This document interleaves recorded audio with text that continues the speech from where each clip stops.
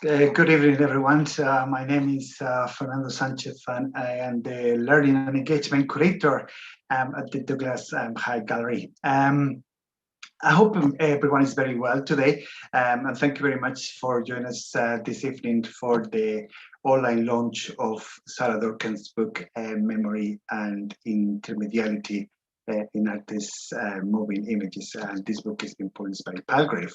So to mark this very special occasion, we have invited curator Michael Hill to lead this in conversation event where we will be learning a bit more about Sarah's research, focusing on some of the ideas addressed by her book.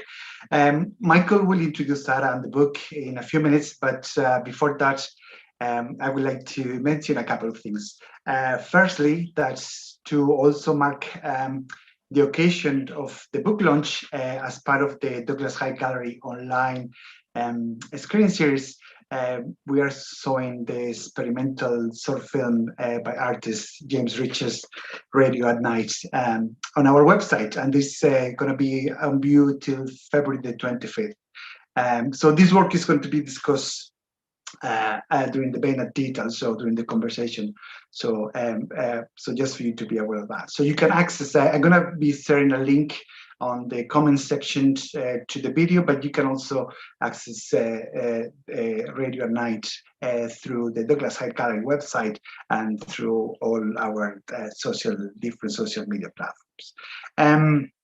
The images that you're seeing just beside me, they're some of the works that illustrated and inspired Sarah's research and book. And so we have also searched a list with all the details and credits of each of the artworks into the comment section of this live stream as well. So just for you to have the details of them as well.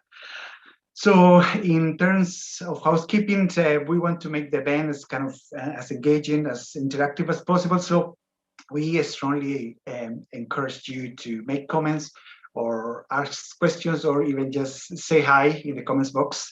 We will look at all the comments after Sarah's and Michael's conversation when we're going to have a round of questions before the end of the event. So, but you can make any comments, ask any questions during the event, during the conversation, and we can take it over later on as well.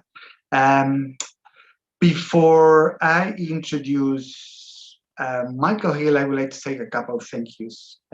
Firstly, I want to thank Sarah and Michael for agreeing to be part of this online event today. Originally, we have planned to have an event at the gallery, but due to current circumstances, that's changed. We were also hoping to have a glass of wine at the end of the event, but that's changed, although you can make your own choices at home, so you can have your own glasses of wine at your own time. But hopefully we get the opportunity to celebrate this kind of very special occasion with Sarah some time in the near future as well. And the last set of thank yous that I want to say is that, as always, we are very thankful to the continued support of the Arts Council of Ireland and Trinity College Dublin. So finally, before I start the conversation, I would like to introduce Michael Hill. And for this part, I'm going to read my notes because I'm mentioning a couple of artists and a couple of projects that I want to make sure that I don't forget names and things like that. So I'm just going to read my notes.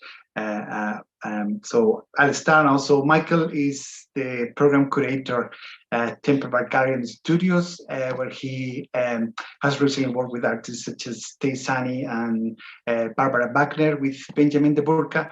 And prior to his work at the Temple Barkarian Studios, Michael was one of our colleagues here at the Douglas High Gallery. So he was part of the curatorial team.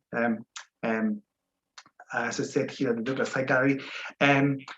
Michael's current curatorial project is titled Agitation Co-op, and this is an exhibition on Temple Bar Gallery and Studios by Michelle Horgan, Katrina Leahy, Laurie Robbins, and Livita Sibungu, which this exhibition is accompanied by a screening program featuring films by Forensic Architecture, Melanie Smith and Frank Sweeney, Eva Richardson McCrae, and the Dublin Dog Workers Preservation Society. This exhibition will open at the Temple Bar Gallery and Studios when health and safety restrictions are lifted. So fingers crossed, hopefully soon we'll be able to see the show. But you can get more details on this show on the Temple Bar Gallery and Studios website. And finally, as part of Michael's introductions, we'll be talking about his upcoming projects, and very excitingly, Michael future curatorial projects includes working as part of the curatorial team at Temple Bar Gallery and Studios for Niamh O'Malley's representation of Ireland at the Venice Biennale for 2022. So this is all from me now. Again, thank you very much, everyone, for taking the time to be part of this event. And I will see you later on for the round of questions. So Michael and Sarah, I'll leave it up to you now. Cool. Okay. Thanks very much, Fernando, for your very, very kind and generous introduction, and to the Douglas High Gallery team for hosting this conversation. Congratulations, Sarah, on your fantastic book, Memory and Intermediality in Artist Moving Image. Thank you. I'm very, very happy to be speaking with you this evening and to everybody watching at home. Sarah Durkin is an artist and writer. She's the program leader of the MFA Fine Art program at the National College of Art and Design. Sarah holds a PhD in film and screen media from Birkbeck, University of London, and recently curated The Memory Image, a screening series at the IFI Dublin in collaboration with Amy, Artists and Experimental Moving Image. She's a contributor to Moving Image Review and Art Journal, Screening the Past Journal, and the publication Extended Temporalities, Transient Visions in the Museum and in Art, edited by Alessandro Bordina, Vincenzo Estremo, and Francesco Federici. Sarah's book is an expansive and detailed resource on artist moving image as a conveyor of memory, from the personal to the collective, as well as historical and cultural record. It draws from the particular associations between the media implemented by artists and how we are led to identify with that through our own memories and experiences, as well as how we collectively remember through media. As Fernando mentioned, the book is published by Palgrave Macmillan, and you can find a discount code for purchasing a copy on the Douglas High Gallery's website for the next few weeks, and I encourage you all to check it out. We'll be speaking for approximately 30 minutes this evening, and we'll take some questions from you at the end if you'd like to post a comment for us. Sarah and I can't see these, so be nice to us. Okay, so let's get started. Sarah, as well as your book, your articles and publications have focused continuously on the themes of memory, time, temporality, and documentary fiction. There's something unfixed and undefined that makes these subjects very interesting. And I'm wondering what interests you specifically about those themes and how those interests prompt your research. Yeah, thanks, Michael. Thanks for that very kind introduction as well. And thanks for joining me to do this. And just the overall answer to that is that this book emerged out of research I did while I was working on the PhD at Birkbeck, and that was about temporality in artist moving image. And the starting point for that was the kind of enormous growth of artist moving image since the 1990s. And I was interested initially in this idea of a documentary fiction, the way that artists like Pierre Huyghe, Omer Fast, and Clemens van Wedemeer were playing with slippages between cinema and actual events, between screen time and live time. And I suppose that interest in temporality is probably because we were kind of saturated with screen media. And I suppose I've, over the last couple of years, thinking about this, so much of our perception of time and memory is kind of channeled or conditioned by screen media. So that was the initial starting point. And then that, from documentary fiction, I kind of expanded out to explore other forms of temporality, all based on individual artist practices. And I also obviously noticed that most of the work I was looking at was made in the context of the transformations of digitalization. You know, that transformation that we've all lived through, especially people of a certain age like myself, lived through moving from analog to digital. and the growth of the internet.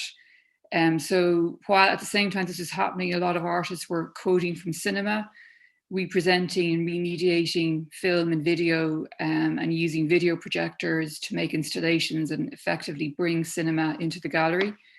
So that was the kind of initial starting point. And then in this publication, I focused more specifically on memory and its relationship to media, how we remember in and through media formats. And I've just really enjoyed looking at the work of artists who are sensitive to these types of intermedial aesthetics.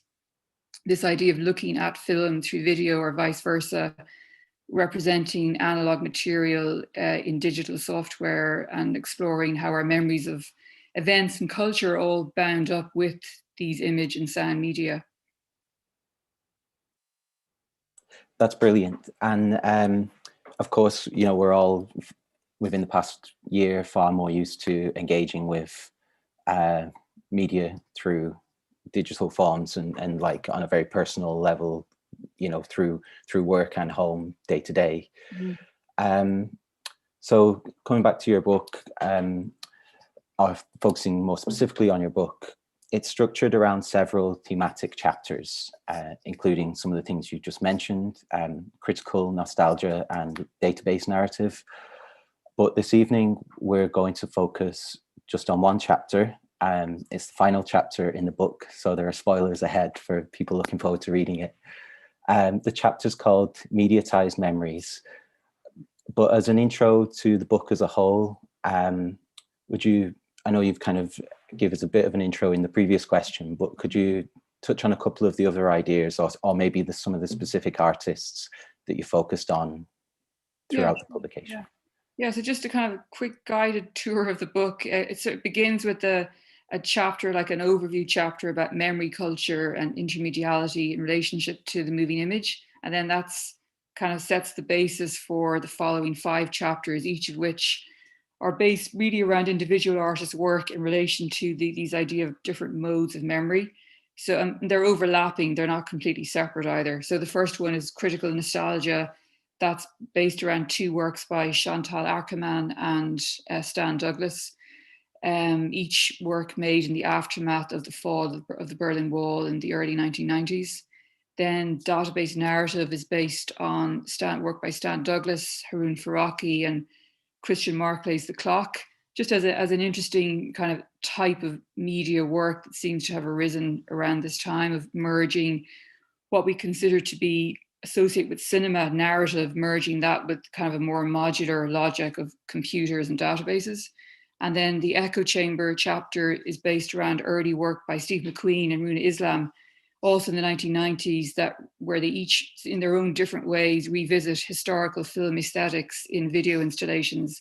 And I kind of make the argument that both of them in their own way synthesize diverse influences such as narrative cinema and the kind of more disparate traditions of artist film, video, and performance art.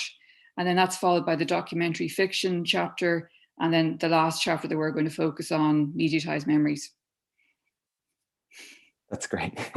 I think one of the things I've enjoyed most about the book is the overlapping of the subject areas, and not only that, within the individual artworks, there are really beautiful connections and relationships between them. So as we'll be talking about some of the artworks this evening, I guess we'll find ourselves hopping between different ones as we approach kind of different ideas. So yeah, thinking about that final chapter in Mediatized Memory, you draw together, within that chapter, you draw together works by Jackie Irvin, Mark Leckey, Elizabeth Price, Lucy Raven, and James Richards. And it feels, well, 2 of those artists, Mark Leckey and Lucy Raven, you drew their work together in a program that I mentioned earlier for Amy in the IFI. But the collective of 5 artists in that chapter feels, you know, very much curated and considered in a way in which they complement each other. I think the relationships and contrasts and similarities between them is very interesting. Maybe 2 questions. First of all, did you experience all of these works in person, in reality, in galleries originally? And is there something which led you to draw those 5 artists or those groups of works together for this chapter? Yeah, thanks. That's a great question. Yeah, I mean, it's ironic given the times we're living in that obviously the inspiration to write about some of this work is from the impact of being able to enjoy seeing it physically installed in different venues, which we're not able to do at the moment. So, for instance, that this chapter I kind of enjoyed writing as well, because a lot of the work is pretty recent, and I was kind of looking at it while I'd been doing all this research about time and memory and the moving image. So I happened to be in London and saw an installation of Mark Leckie's Dream English Kid at Cabinet, which was a fantastic installation in a kind of just walking off the street to this gallery where the whole space was in pitch darkness. To see this a great piece of work, and while you're sitting there adjusting to the darkness, realizing that there's a huge old CRT projector, sort of sound system where you could physically feel the sound coming through the speakers, so it had a real impact physically on you as a viewer. So and then it's obviously a great piece that has been since been shown at the Liverpool Biennial, and we screened it as well in the IFI Cinema, which is great. And we were lucky enough to have Mark Leckie come over for that screening. So it's a really strong piece that for me epitomizes a lot of the things I was interested in, this idea of how we form our individual memories in relation to sort of collective culture. The other work, I managed to see Elizabeth Price's, a big show of Elizabeth Price's work around this time last year in Manchester, which is great as well. So I managed to just kind of get that in under the wire before I was finished writing the book, because it was great to include her, and also Jackie Irvine's installation at IMA, which is another great piece of work, great show. And also Jackie Irvine did a live performance of the score of that also in IMA, so it was great to include that work as well. So obviously when you see the work and experience it, it makes a huge difference. And part of writing the book, I got to again in a time we could still do this, travel to various cities and museums where they might have been showing older work as part of new retrospective exhibitions. So I managed to see other work. There was a big show of Steve McQueen's work in the Schaulager venue in Switzerland. So I was able to go and see that as well and see a lot of his work there. So that makes a difference, seeing all that. And I suppose what ties, the other part of your question, what ties all this work together, I think these are mainly artists of a certain generation. Maybe James Richards is a bit younger, but people who've lived through this transition from analog to digital, and I think that's in kind of in contrast to maybe a lot of the conversation around artist moving image was at the beginning was dominated about the relationship between art and cinema.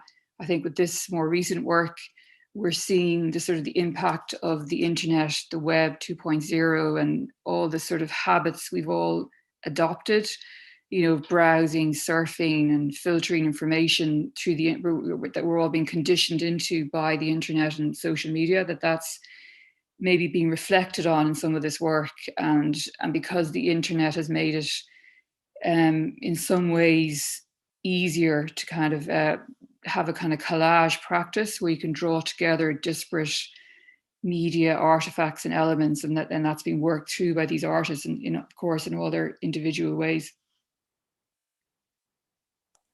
Definitely. We were talking ourselves about the process of internet-based research, and I'm going to scroll and try and find this quote here that we mentioned about the YouTube wormhole that Dennis McNulty referenced in a text, but a previous text. But he uses this term, I think it's conscious browser, which I really enjoy, because there's a lovely relationship between this purpose, and it's has always been taking place, whether in libraries or online or archives.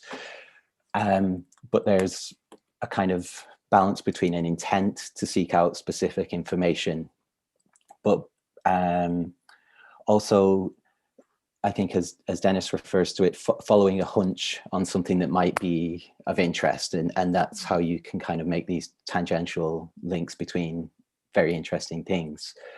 We'll probably come back to that when we begin talking about James Richards in a little bit more detail. Yeah, but I really kind of appreciate what you were saying there about, you know, seeing the shows in reality. One of the main works from the chapter, the Mark Leckey film, Dream English Kid, that's been amazing. It's always been available online in some form on YouTube or I think Vimeo at the moment. So it's been super accessible, but it was such a joy then to see it on the big screen in the cinema in the IFI, you know, probably about 2 years ago now at this stage. But then, you know, there is also the enjoyment of discovering a work online. Like, you know, I encountered the James Richard work, Radio at Night, that we're going to, that the Douglas Hyde is screening at the moment, just through your book and through our conversations. So yeah, that might be a good point to ask Fernando to maybe play a clip from the film. So just as it's being kind of set up there, yeah, this is about a 1 minute clip from the start of James Richards' film, Radio at Night, 2015. Yeah, and it's the first minute of the film.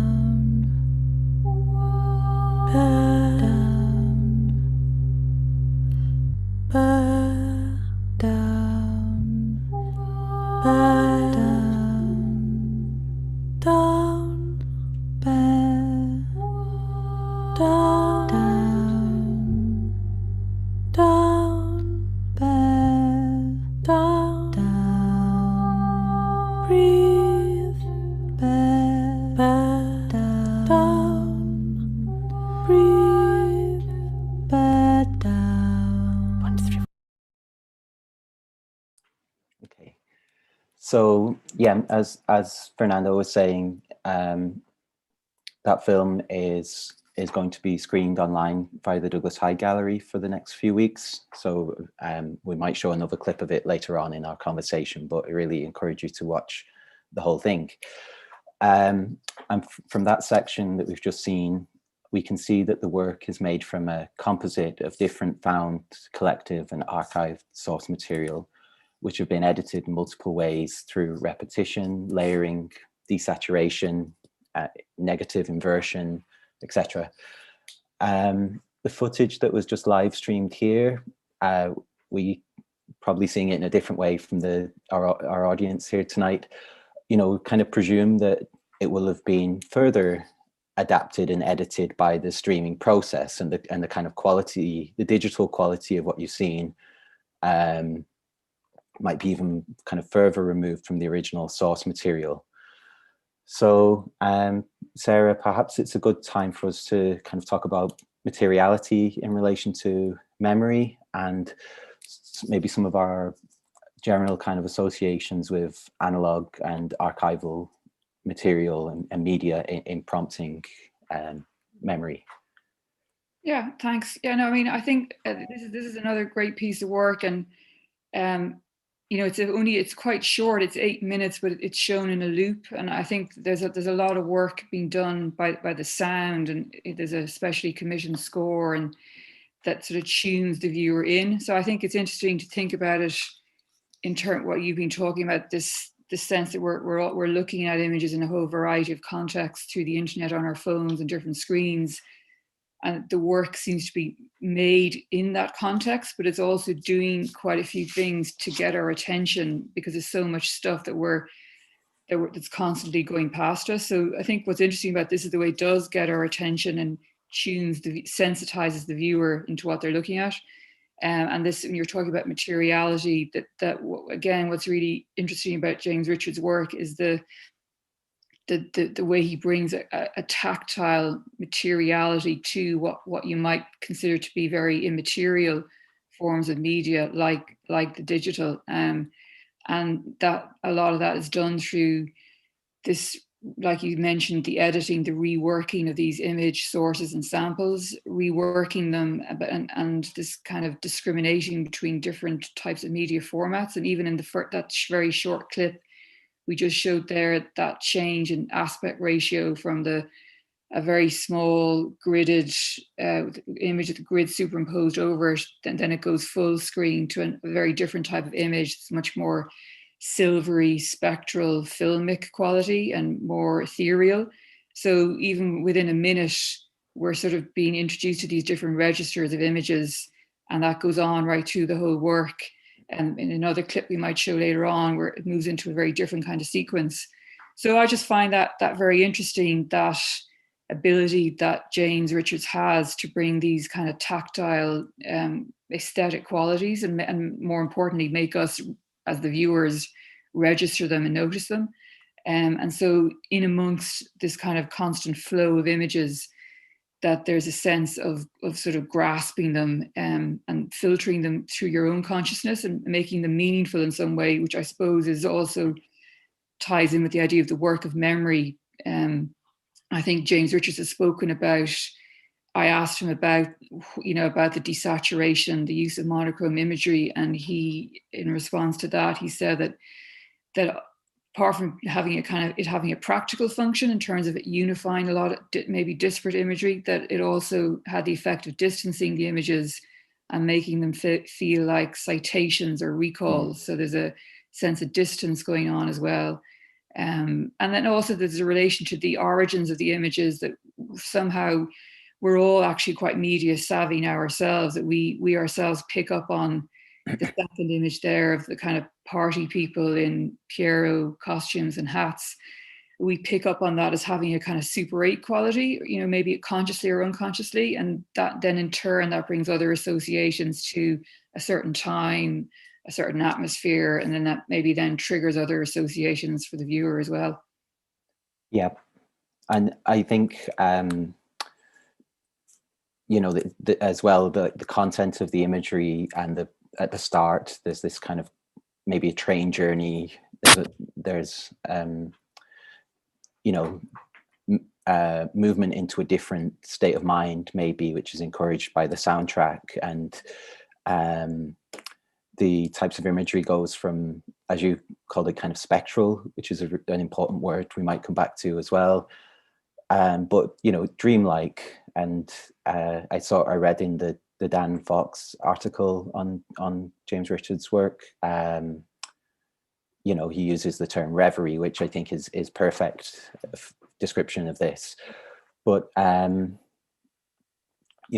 kind of voiceover, the soundtrack, as it were, is kind of saying the words breathe and bear down and kind of counting 1, 2, 3. And there's a kind of meditative or centering tone to the work as well, which allows the viewer to maybe slip into a kind of more subdued or kind of passive state of mind and take in this imagery in a really enjoyable way.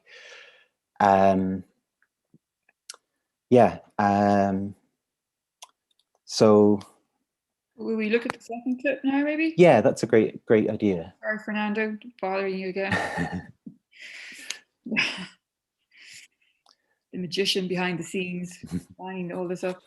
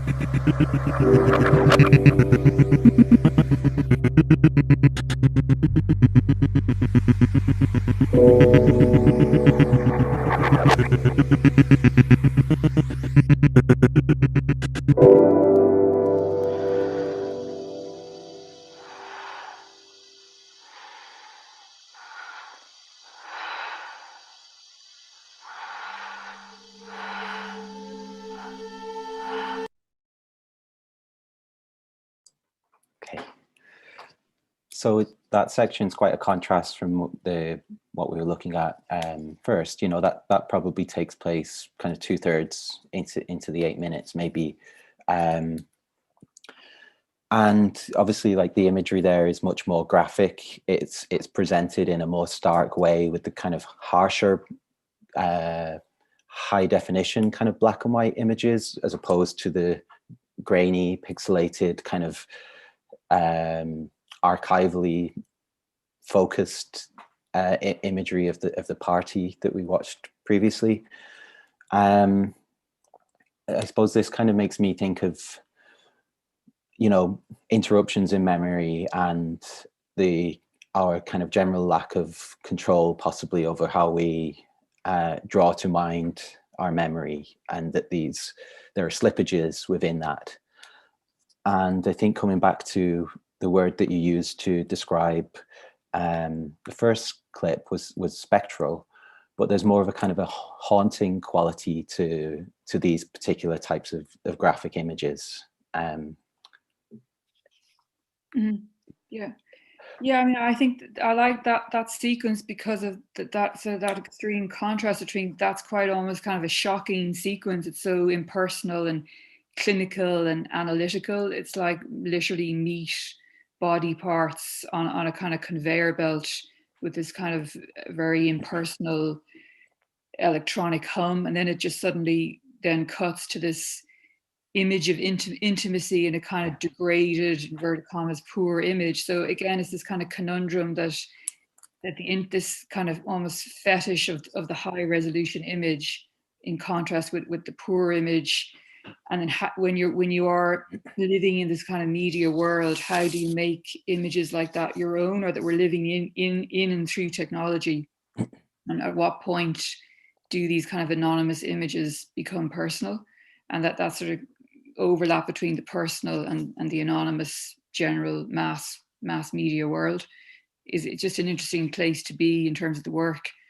Don't know if that answers what you were driving at there. Oh yeah, there was something else I also thought of there about when you said about problems in memory, that I was thinking today, we're trying to prepare for this, that sometimes we only notice memory when there's a failure of memory. And again, I think in some of Richard's and other artists' work, you notice the media when there's a flaw or a glitch, and then you kind of become aware of the media format. Or when there's a noise, like the noise of VHS tape, you then become aware that it's VHS through the imperfection, that the fact that it's not seamless technology, you're actually seeing a glimpse into how it's made or how it works. So there's something interesting in that sort of parallel between memory and technology there. Yeah, absolutely. There's one of my favorite things in the Mark Leckey Dream English Kid is that several points in the film he refers back to very familiar and kind of tangible kind of sounds, like rustling paper and a machine, a tape recorder being clicked on and off. And as soon as you hear them, you're taken to, maybe a particular memory image then, say in that case, where this sound was either first heard or is very familiar, or what type of setting that sound is heard, like, you know, a page turning, is that maybe from school or something like that, or you know, a slide projector being turned on or moving through slides. Yeah. So it's what I'm kind of getting at is all of these artists who we're looking at today use sound in a very interesting way to kind of prompt us through memory. Mm-hmm. And I think that's a good point for us maybe to move on to Jackie Irvine as well, because, you know, the sound element of her films is particularly important. I guess for maybe the watchers or the viewers at home, I might just give a very brief intro on the work.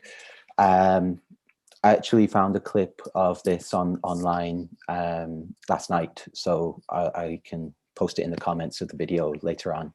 It's definitely worth watching if people haven't seen it or experienced it. So the work is called If the Ground Should Open. It was made in 2016 in part to commemorate the Easter Rising centenary. It's an 8-channel video work, which was presented for the first time at the Irish Museum of Modern Art, you know, on a kind of a series of, you know, kind of box monitors. At some point in the slideshow that everyone can see, you'll see some images of the installation there. And the footage kind of shows close-ups of a group of women musicians performing a piece of music that was composed specifically for this work or as part of this work.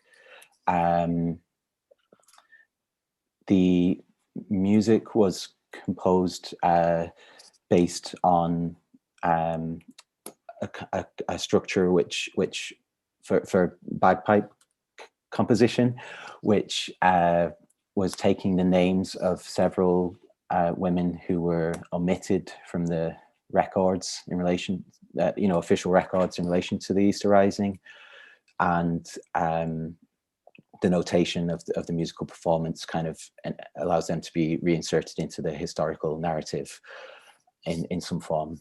And in addition to that, there's also an important element of the work, which is these kind of voice recordings, which are very clearly like telephone recordings of men involved in the kind of financial crash and crisis, you know, in 2008 onwards. And, you know, these voices are kind of placed in contrast or in opposition to the musical element of the film to, you know, highlight lots of different things which we'll kind of begin to unravel now. So yeah, I maybe Sarah, you could maybe describe some of the experience of visiting that show in particular. I went to see that as well, of course, and you know, the experience of kind of walking around the museum and the gallery was, you know, very specific.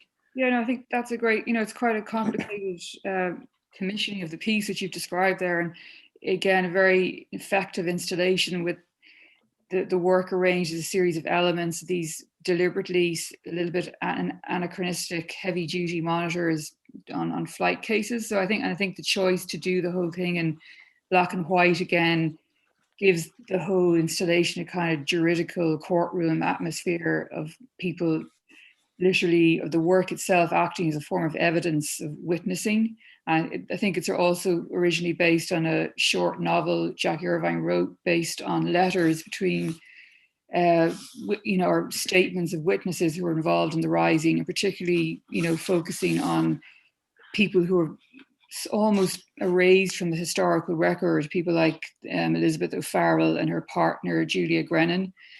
So in a way, it's a kind of injecting a kind of a sort of a querying of Irish history, or just bringing things to public attention that have maybe been in the margins or less visible than they should have been. So again, I think from a sort of media aesthetic point of view, it's just interesting that the choice of black and white there, and that's all working to give us this kind of courtroom atmosphere, that this is an important form of evidence and a reinscribing of these people, as you said, back into the historical record. There's something interesting that you draw on in the book in relation to what you're saying about the evidence, and you know, some of that. I think the book was called Days of Surrender, which is also very much worth checking out. But you know, some of these testimonies are word of mouth, or obviously any kind of expression of an incident is through a form of memory as well. So there are various kind of layers of memory in the documentation of the material that has then gone, you know, fed into the research of Jackie's film. Yeah,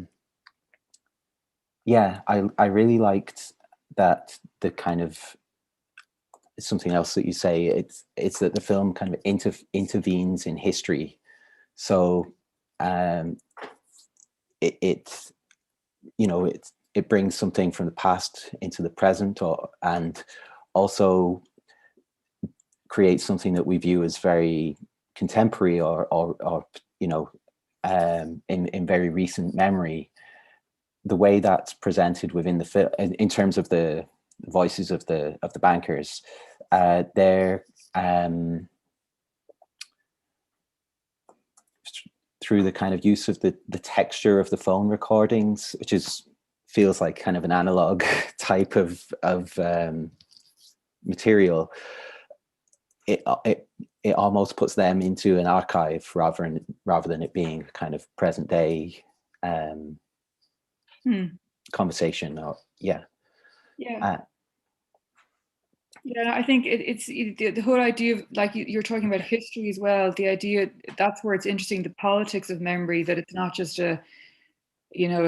something that's kind of personal and totally subjective, that it becomes political when, you know, official history ultimately is drawn from memory or some kind of witness testimony, and that then becomes written up as historical narrative. So the politics of memory would then be, you know, in terms of memory culture, of whose memories, and the way there might be different memories of events. And then in relation to the bankers, conversations being just recorded as part of routine, you know, recording of conversations, material that they probably didn't want to make public, now entering into the public domain. So again, it's just the politics of what's hidden and what's visible. And then again, the black and white is kind of analogous to that spectrum of sort of morality and visibility, kind of tonal parallel to these kind of moral questions. Yeah. I have a couple of other notes on the work here from your book, which kind of help to place the work in this in between state between the kind of reality and memory, which is, you know, kind of a transient experience and undefined. It's that cameras produce a technical illusion of the world rather than a true representation of reality, which I really enjoy, because we rely so much on you know, digital media for, you know, every piece of news that we see. You know, it is obviously coming through a lens which is not only a kind of technical lens, but a framework which is kind of directing the information that is recorded and then relayed back to us. Yeah, so the quote here is, rather than thinking of film in relation to representation, it could be considered by its level of illusion, which I thought that was really lovely. And the fact that, and maybe to just back onto Jackie's work then, our associations with black and white images are in fact a relationship to representation of the past rather than the past itself. So, you know, black and white is purely a form of media in terms of a record, you know, and we somehow, you know, we of course have relate that to the past and relate that to archives and relate that to something of importance. Yeah, I think. Yeah, I think that's a good point. That's sort of like Wilhelmslucer, the technical image. Like you said, that it's just it's a machine produced image, and that everything we have is really a stand-in for something else.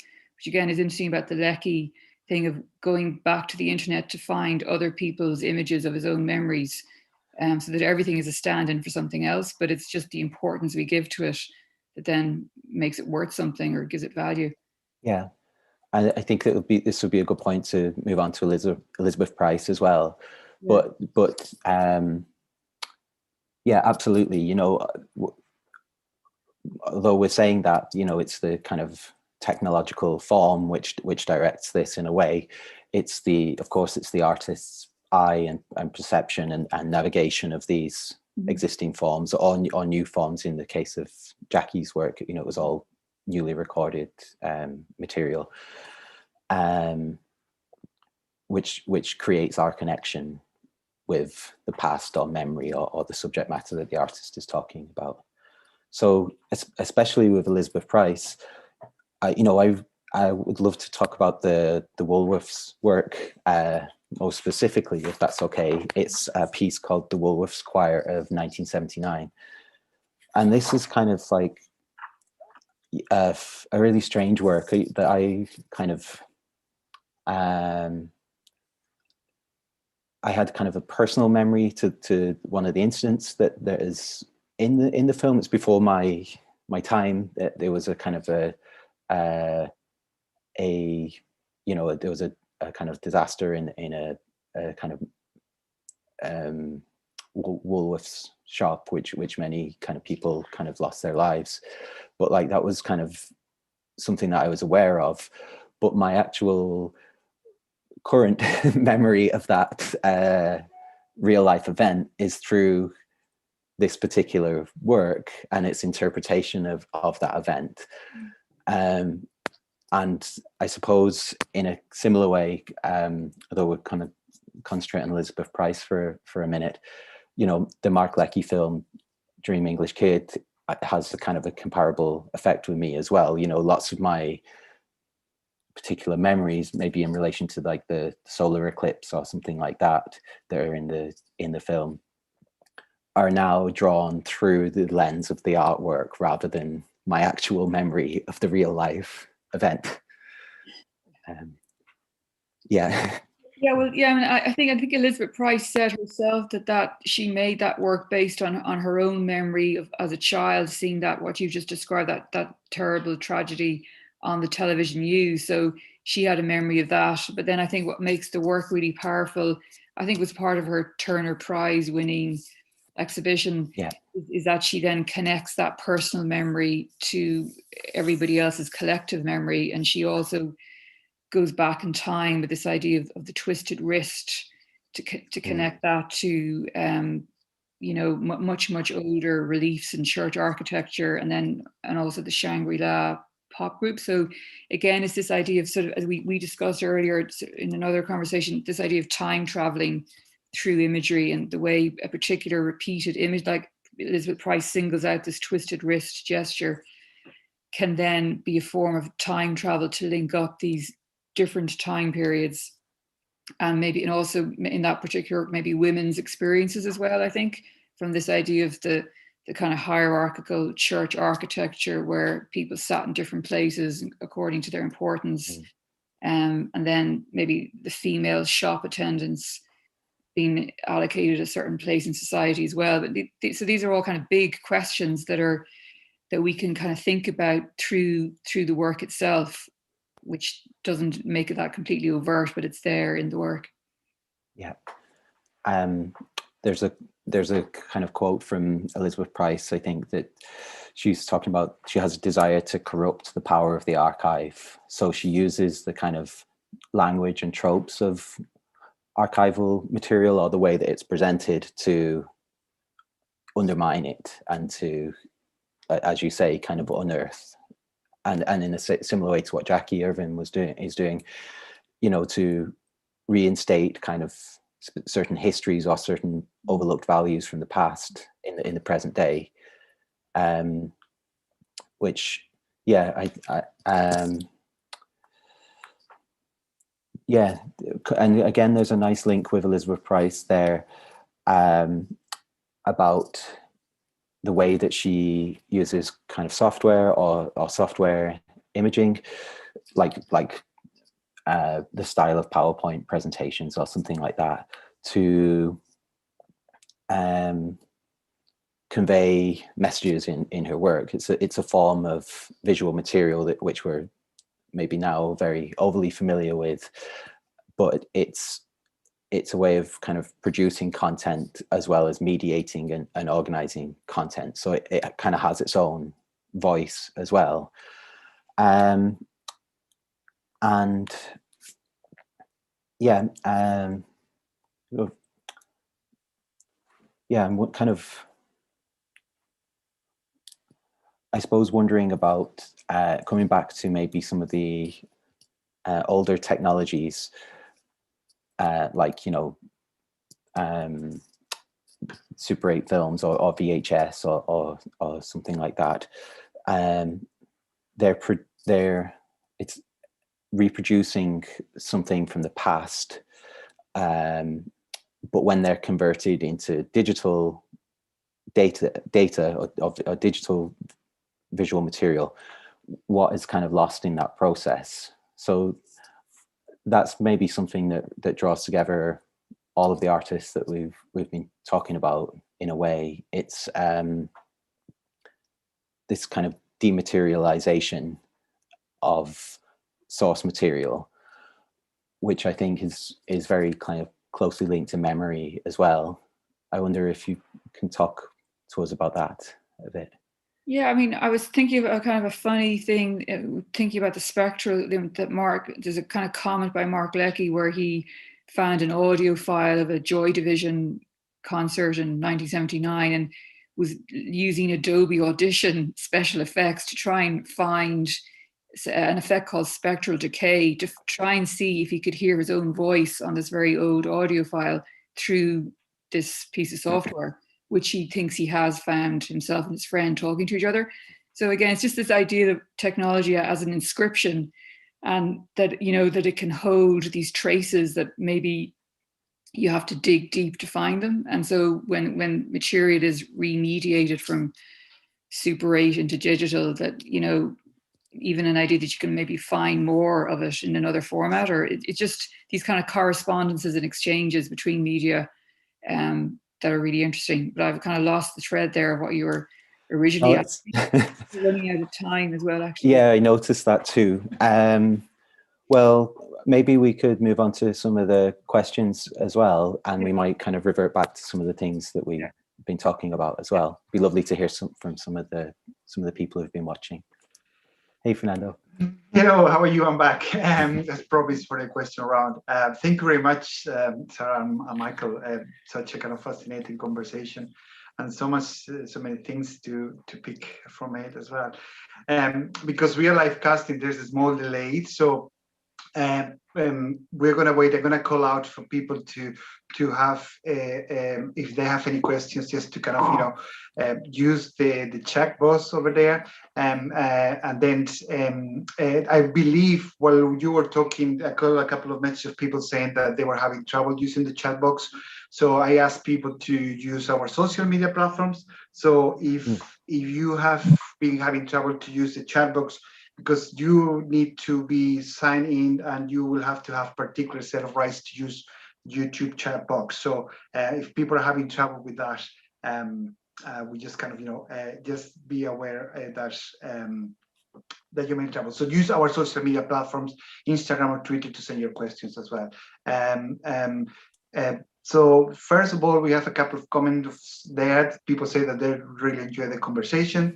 And Emma Sandon said, thank you very much for the discussion, and congratulations to Sarah for the publication as well. So we get a couple of comments congratulating you for the publication, Sarah, as well. So as I said, there's a bit of delay with the live stream. as well. So we're gonna wait a couple of seconds. And so I'm just gonna ask a question myself, actually, if I'm allowed, just to kind of gain some time and just to see if we have any other questions. And this idea that you mentioned throughout the conversation, but also I've been kind of, preparing for James Richards' screening for our website. So I was doing my own research for that as well. And that the idea of the relationship between media and cultural associations. Because I was thinking about James Richards' piece, thinking about it for the now, for the 2020 to the 2021 now, how that kind of, that piece was from 2015. There was a different set of circumstances back then. There was different scenarios, but this idea that he tries to present within the video, this idea about how we see things and how do we sense things through technology and media in general, so which was quite relevant at the time, 2015. But I'm thinking about how that is even more relevant now, because we've been driven to look at things through technology, and we've been kind of almost forced to sense and see things in a particular way. So that's kind of, want to see your thoughts on that, how that kind of, the context kind of, I suppose, influenced that idea of the type of memories that the piece is making as well, and that idea of how those cultural associations of the now change the perception of the mediation of the work as well. So yeah, that's my question. Yeah, it's a big question. Yeah, I mean, it is, we've all been driven online now. So I think it's interesting. This piece was, I think, first shown by the Walker Arts Centre, James Richards' piece, as an online viewing. So again, maybe a lot of this work that I've concentrated on is work made for the gallery space. And there's something nice about the art space, that it gives a kind of a special space of attention, that you can really focus on things. And even online, again, it's a moment to kind of stop and have the space and time to really concentrate on something specific. So, and one kind of plus of the COVID epidemic is that a lot more artists' moving image work is now become available by galleries screening it, which is great. In terms of how we relate to media, I mean, one thing I mentioned in the book as well is this Andrew Hoskin's idea of a digital network memory, that because we're experiencing a lot of things through the internet and through social, we're sharing a lot of personal information on social media, and now more than ever we're communicating with friends and family through WhatsApp, social, Facebook, whatever. And that in turn maybe has an effect on memory and how we think of memory and how we think of archives, that things are more, in one sense, linked and shared, but then also fleeting and kind of ephemeral as well, because maybe they're not always being stored. So it's a different type of, I think it does change the way we think about memory. And so we traditionally think about memory in terms of film, in terms of as a flashback or something like that, whereas now maybe with some of this recent work, like work by James Richards, Elizabeth Price, and Mark Leckey, starting to think of memory in another way, in terms of how we find things on the internet and then make them our own in some way. So, what would you add anything to that, Michael? Just, I agree, really. I think, some mornings you wake up and there's some an alert on your phone or laptop saying, such and such happened last year, or this day last year, or something like that. So our, of course, our memories are completely mediated. They're fed back to us, and we're all very aware of that. I do think it's been kind of strangely joyous, like over the past year, to be able to experience so many moving image works online. And as you were saying, Sarah, it's kind of especially interesting maybe to show the James Richards work online, as it is conceived for that format. So it doesn't necessarily have any of the limitations of seeing, I have a very strong memory of seeing the Jackie Irvine exhibition in IMA and the live performance as well. And that's quite dear to me, that I got to experience something like that in person. But in a different way, it's just wonderful to be able to absorb and see all of this material that's been made available recently. Yeah. I wonder if Fernando, I wonder if there's a question, but yeah. Oh yeah, cool. There's a comment Yeah. through social media, actually through our Instagram kind of channel. It's more a comment than a question, but just kind of is from John Graham. It says, congratulating you both for the great talk. And he mentions, and I'm gonna read, the transition between media can open up or reveal new information. Is such a compelling idea and a contrast to the rather depressing notion that translation usually involves a loss. So that idea of moving between kind of, media, that the movement between those is going to kind of eventually occur as a loss. So he said he can't wait to read the book as well. So, I'm just looking at our YouTube channel. I'm just going to have a final look to all our social media platforms there, just to make sure that I'm not missing any comments there. And then probably, if you want, Michael, if you want to say a few final words, we can work on that as well. So just going to have a final look at Twitter. And then, yeah, everything is fine. So, so we can wrap it up now if you want, Michael, as well. Cool. I actually have a nice phrase from Sarah's book that might be fitting to wrap up with. But before that, I'd really love to thank Sarah for taking the time to talk to me and us all this evening, and for her congratulations again on her absolutely fantastic body of work, and Fernando and everyone in the Douglas Hyde Gallery for looking after us tonight and over the past week. So yeah, I'm going to quote you, Sarah, if that's okay. Memory becomes a generative force that remakes the past and suggests alternative futures. And I think that. Great. Thank you. Thanks very much, Michael. Thank you, Fernando. And thanks to Georgina Jackson and the Douglas Hyde and everybody, Rachel McIntyre, for making this happen this evening. And thanks a million, Michael. It was great to have the chat with you, the conversation. Fantastic. Thank you. Nice. Right, so thank you very much, both of you again. As I said, we were originally planned to have this event at the gallery with the option to have a glass of wine at the end, possibly. Again, we can make our own choices now after this event at home, but hopefully we get the opportunity to see each other in sometime soon. So again, remember that we are screening James Richards' Radio Nights for the next 2 weeks. There's a piece on Michael and Sarah be talking about with loads of detail today. So just pop into our website. I share a link on the comment section there.